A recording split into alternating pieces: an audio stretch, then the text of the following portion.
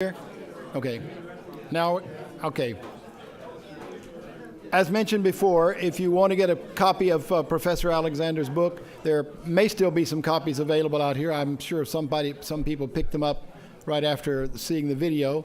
You can also obtain it at other, it's widely available. The Times said the other day that it had sold 175,000 copies, which is that's a good number. It happens that Times story talked about Professor Alexander's appearing before a church group in Newark, New Jersey. And I happened to be there that day, and it was described accurately. It was a galvanizing moment. Her book has struck a nerve in this country, nowhere more strongly, I think, than in black communities, and particularly black churches, which is a key institution in African American communities. Encouraging her and often appearing with her own programs has been the Reverend Edwin Sanders, the senior servant and at the Metropolitan Interdenominational Church in Nashville. I like that title, senior servant. In part because in large measure, because it fits Reverend Sanders so well. He's been dealing with ways to reduce the harms of drug abuse for a long time. He's been a staunch advocate of needle exchange programs to provide sterile syringes to injecting drug users, which is a thoroughly proven method of reducing the spread of blood-borne diseases such as HIV, AIDS, and hepatitis C. Without encouraging more drug use, incidentally, or not incidentally, significantly, but in a substantial number of cases leading to treatment. He is currently involved in further health-related efforts supported by both the Centers for Disease Control and what's the other? The NIH. Yeah, that's right, the National Institutes of Health. So we have had, I'm not sure how many are still here, we've had a number of Reverend clergy with us today that I hope would be especially interested in Reverend Sanders' reflections, but from hearing him on several occasions, I believe you will find him inspiring regardless of where you stand with respect to theology. So I'm happy to welcome the Reverend Edwin Sanders. Thank you.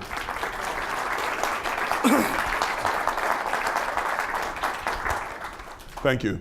You know, it was hard not to stand up and applaud after listening and watching the video, because indeed, Michelle Alexander has become just a vital voice in this movement that I think we are going to spend some more time talking about today. And hopefully not just we'll talk about, but we'll find this experience being one that will translate into a new level of activism on all of our parts. There are a few things I want to say very quickly about what I've been doing in this regard over some time. There is an organization called Religious Leaders for a More Just and Compassionate Drug Policy. A number of years ago, we were blessed to have Howard Moody, who was one of the pioneers in this area, who actually developed the organization called Religious Leaders for a More Just and Compassionate Drug Policy. What Howard Moody did was he actually effectively went into the theological faith community around this country and was able to get a number of the leading voices in the United States to become a part of this whole agenda of trying to develop a new perspective for clergy persons in the United States and beyond. One of the things, though, that you look at the organization as, and I was blessed that Howard at some point decided it was okay to hand it over to Ed Sanders. And it was interesting to me because he had put together this phenomenal group of people who were a part of, I think, the foundation of helping us from a theological perspective talk about this issue. But one of the things I realized when I inherited what Howard had done is that Howard got all the superstars. Howard had all the people who were distinguished professors. He had all the people who served the major congregations. I always tell people, my good friend Will Campbell says there are three kinds of churches. He says there are high steeple churches, there are low steeple churches, and there are no steeple churches. And Howard got all the high steeple churches. And he had people whose names you would easily recognize. But yet there was a way in which we realized as we began to go forward with this movement that indeed to be effective in doing this work, there was a way in which we had to begin to make sure that there were people in the low steeple churches and the no steeple churches, or the lower low steeple churches, to be able to hear and to understand how important it was for us to be engaged in this movement. I appreciate that, and I give you that perspective because one of the things I think has to happen to take this next step is how we engage, how we involve, how we create an atmosphere in which those persons who are serving congregations that might not end up being the ones that fall into the categories of being the mega churches or the churches that are of mainline significance around in theological circles, but rather the church that's the church on the corner, the church that has only 100 or maybe less members, the church that ends up serving in terms of socioeconomic terms, that end up serving the people that probably most reflect those who end up being victimized by mass incarceration. You do need to understand that the more money you have, the more likely you are to be able to avoid that trap. But the people who end up very often populating no steeple churches do not have the resource. They end up being put in the position of being subject to the ways in which the criminal justice system, or the criminal injustice system, as I prefer to call it sometimes, ends up meting out a kind of response to who they are in a way that relegates them to being victims in this mass incarceration. There's a language that Michelle Alexander uses in this presentation today that I want to suggest to you as a very important language, because she says that what is necessary is a confrontation with the truth. I think it's very important that she was forthright and honest enough to speak clearly to the fact that this was something that she had to come to almost in terms of a personal epiphany. It wasn't something that she easily understood at first. And I want to suggest to you that many of you in this room probably don't understand, I'm convinced, of some of the dimensions of this problem that are going to have to be addressed and embraced if indeed we're going to be able to take it to the point where indeed we put an end to this insanity that is actually being visited upon the communities that many of us can identify intellectually, understand statistically, in some instances have some involvement with personally, but the real reality is that in most instances, those communities are isolated and those communities are not easily understood by most of us in this room. We need to talk about that because that's a community that we have to partner with. That's a community that we have to move into relationship with. That's a community that we'll have to line up with as we go forward in this struggle. And I want to try to say some things about what I think that means and what the implications are for us. It's not as though what Michelle Alexander is talking about is not something that we have not seen bits and pieces of over time. I think that I appreciate it. I often say this when I talk. I never assume that I'm really saying things to people that they have not heard or that they don't know, but rather it's a way in which you arrange the facts and you put the information together in a way that might lead to a different kind of understanding, might even translate into a personal awakening when you realize that it's something that is other than the bits and the pieces of what seem to be a problem, and you come to realize it's a part of a fabric that has a history, a part of a fabric that has been woven over the entire experience of black people and other people of color in this country. It's not as though this has transpired just since the drug war started.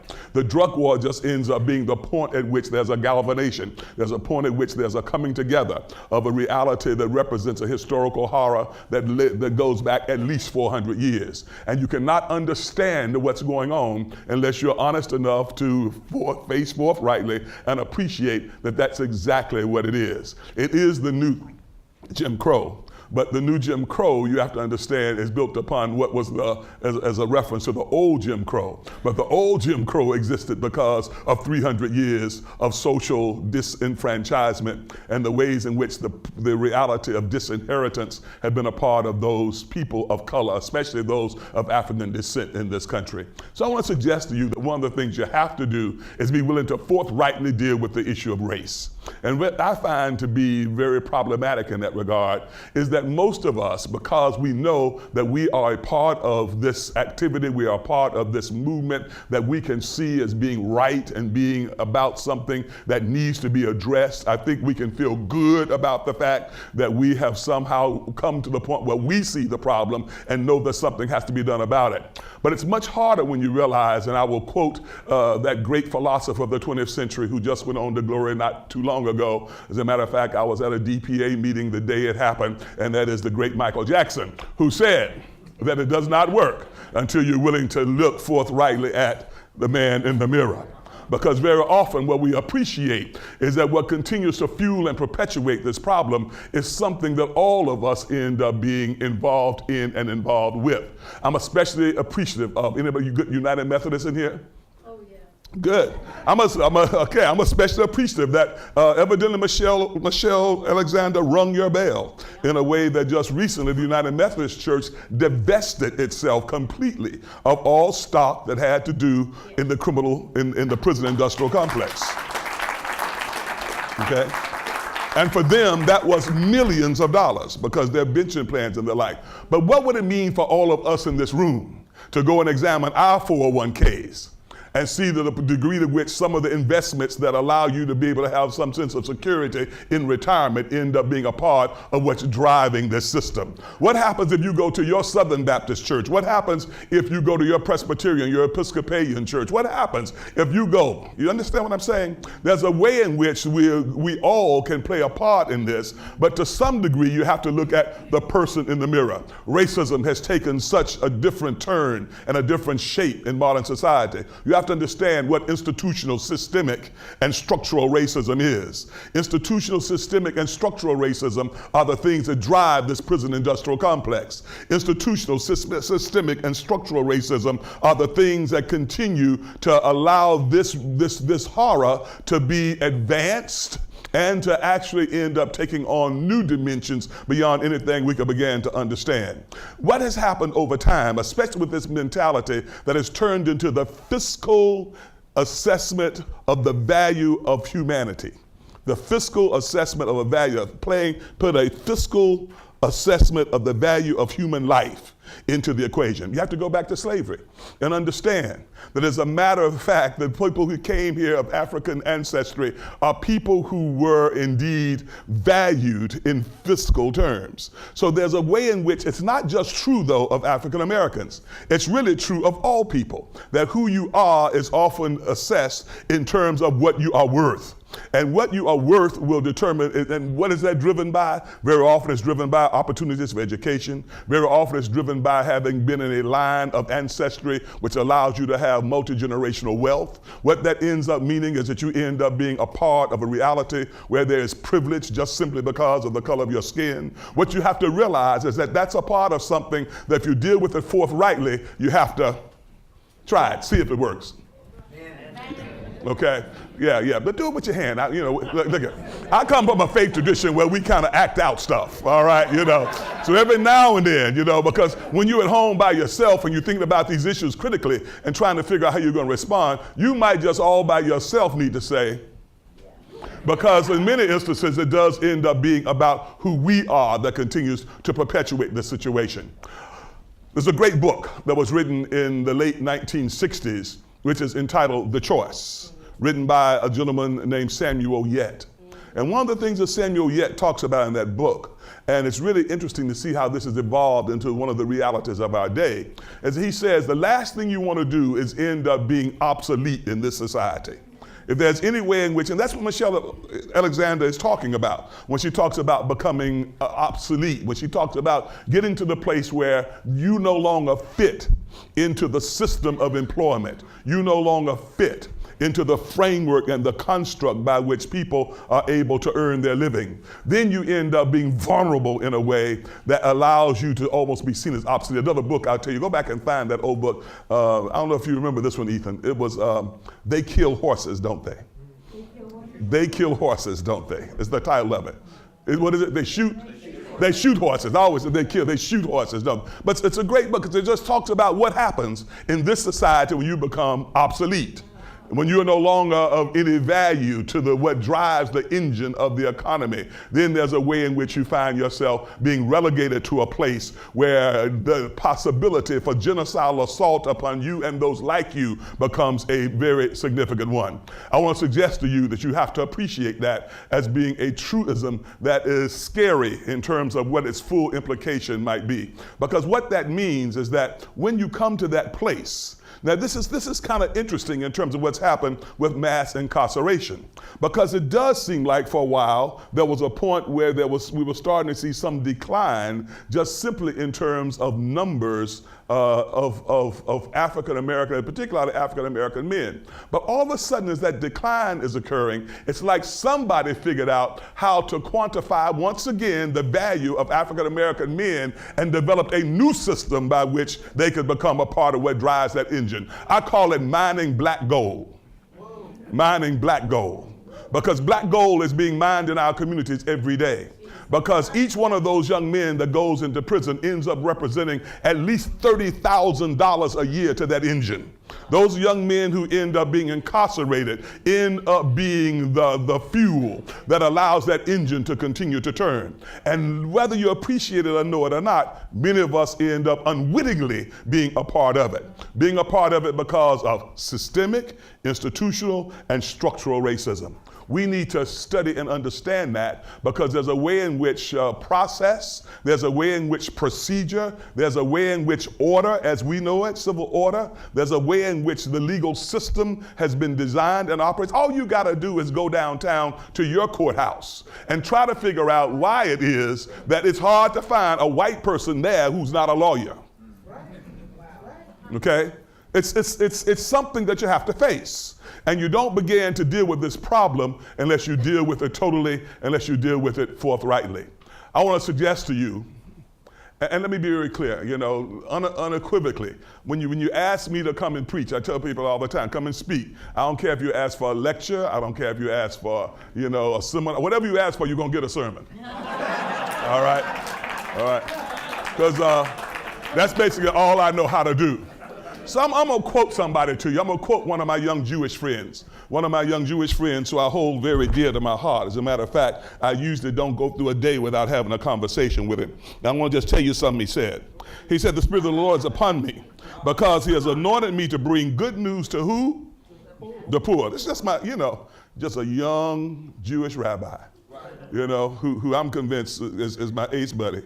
To bring good news to the poor. Sent me to proclaim release to the captives, recovery of sight to the blind, and let the oppressed go free. Now, anybody who dares to say that they are a partner, he's just my young rabbi friend. It doesn't make any difference what other faith tradition you're in.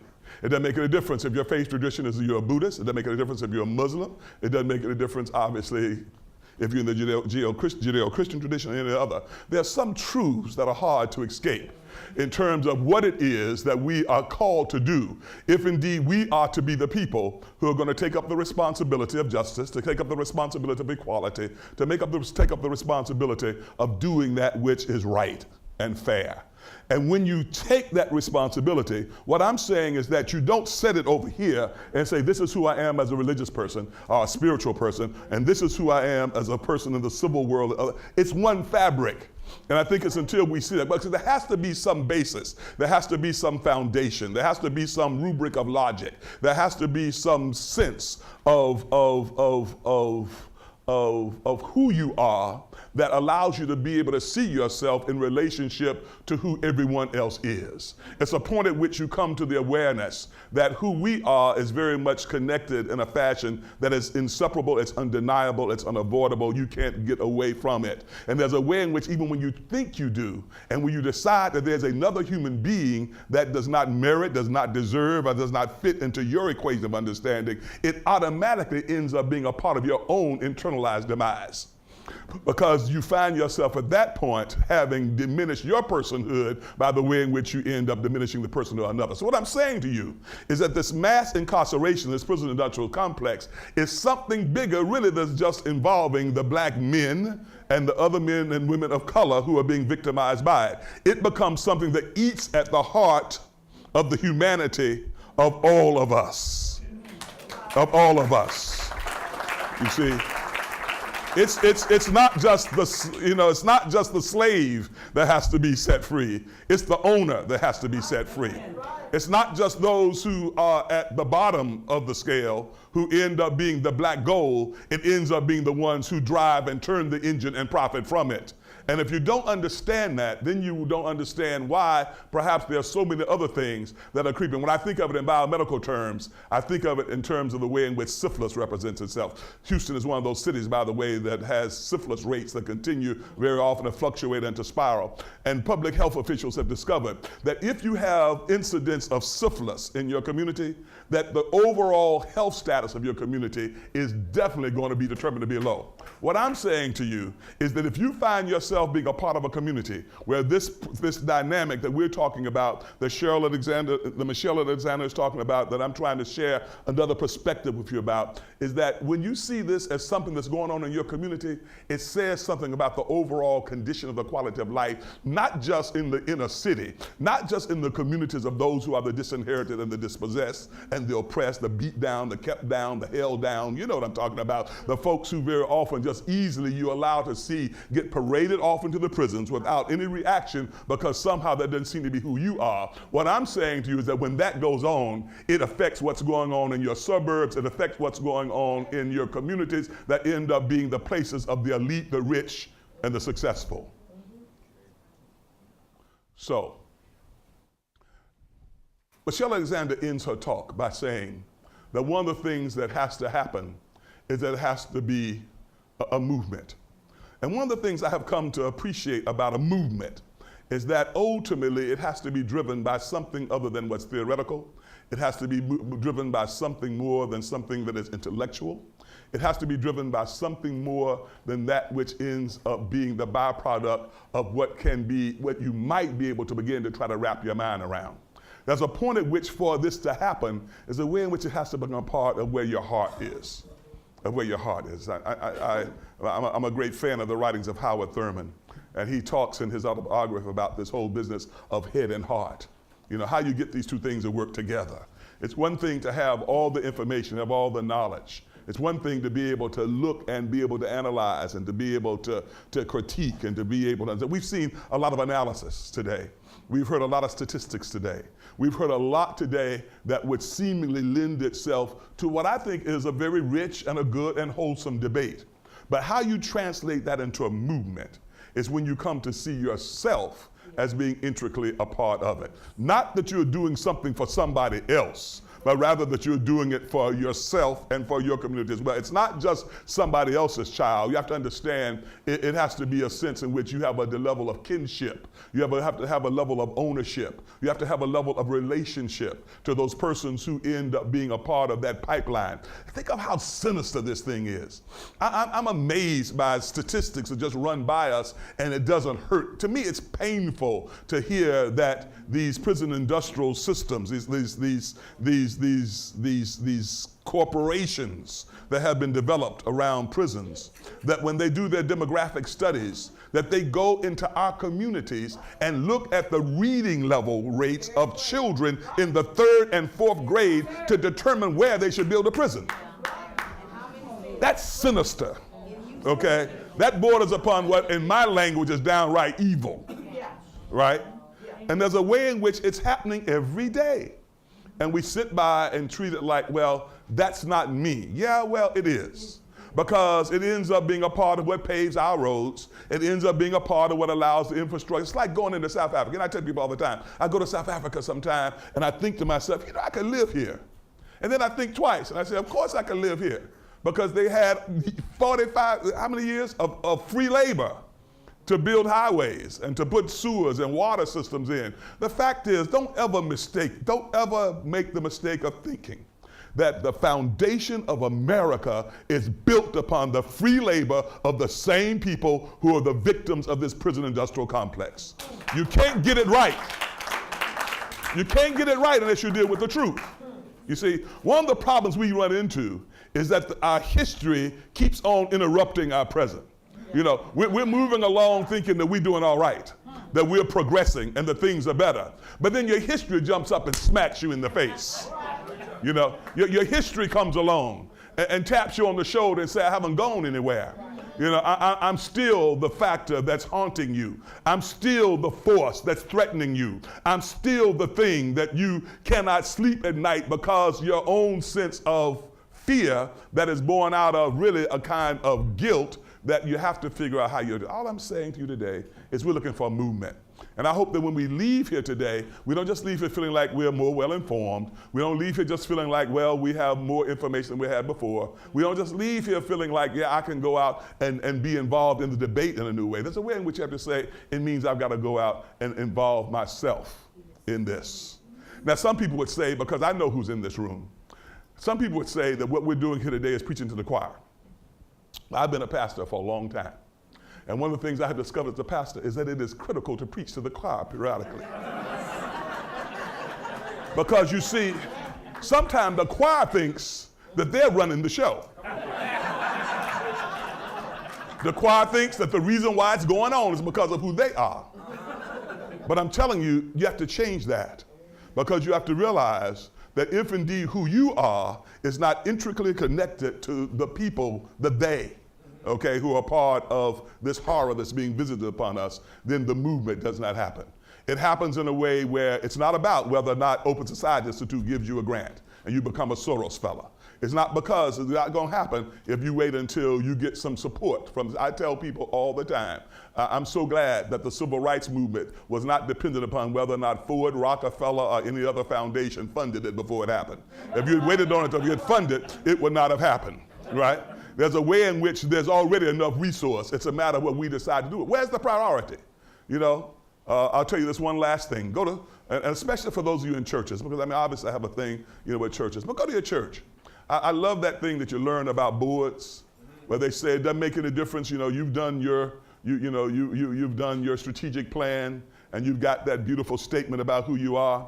I love it when they say about boards. They say, if you want to understand what an organization is, don't look at their mission, look at their budget. Okay? So how much do you invest in trying to make the change that we're looking for? How much do you put out of the resource that you have the ability to control? How do you deal with that? Because it's all a part of how we begin to change this madness that we're in. So we're talking about a movement. And, you know, I have tons of pages of notes here that I probably, you know, I've skipped over a lot of. But I assured Bill that when I started that I would stop within 30 minutes so that there could be maybe some dialogue and some interaction. A minute? No. Not really. Got to stay on it. Okay. Maybe we're not going to get to say anything. Well, you know, I'm used to that. Matter of fact, preachers kind of like it because people can't talk back sometimes. But anyway, but actually, I go out of my way to provide opportunities for people to talk back in the midst of it, because there's a way in which there is a conversation that has to go on. We're working with a group of people here, a couple of representatives, Mama over there, okay, Sister Hope over here. There are a number of people in the city of Houston right now that we're involved with in terms of trying to create a new level of conversation around. We're talking about HIV and AIDS. This is. Let me just end on this point. You all need to get this. If you do this right, this is why you should be excited about this movement. If we do this right in terms of the issues that are related to drug policy, it will allow us the opportunity to deal not just with the issue of substance abuse and drugs and the whole business of mass incarceration. If we do it right, we'll deal with all of the social issues that haunt and systematically undermine the potential of the possibilities in our society. Because you're not going to get it right if you don't deal with jobs. You're not going to get it right if you don't deal with education. You're not going to get it right if you don't deal with access to health care. You know what I'm saying? To get it right, you're going to deal with the larger fabric of the issue in a way that should have a transformative effect on the totality of the community. See, I get excited about it on that level. That's why we're here doing this thing around HIV and AIDS. Because you realize that, you know, the same people end up being the ones who are disproportionately impacted.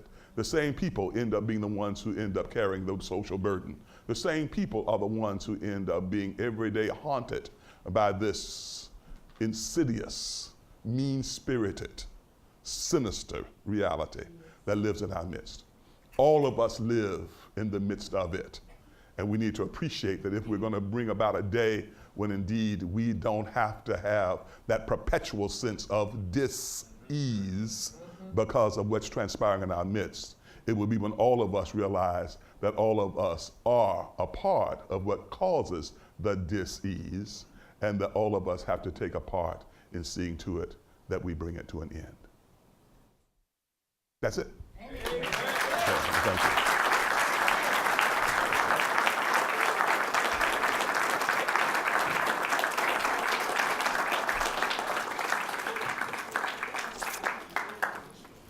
I'm reminded of what some of Reverend Sanders' Jewish rabbi friends, or some of his friends, said to him, "Surely it has been good for us to be in this place. Let us build a tabernacle and stay here." I wish it would be possible for us to spend a great deal more time talking. I also want to tell you that I'm taking lessons now. I think in 2 or 3 months, my voice is going to sound just very much like his. I'm working on that.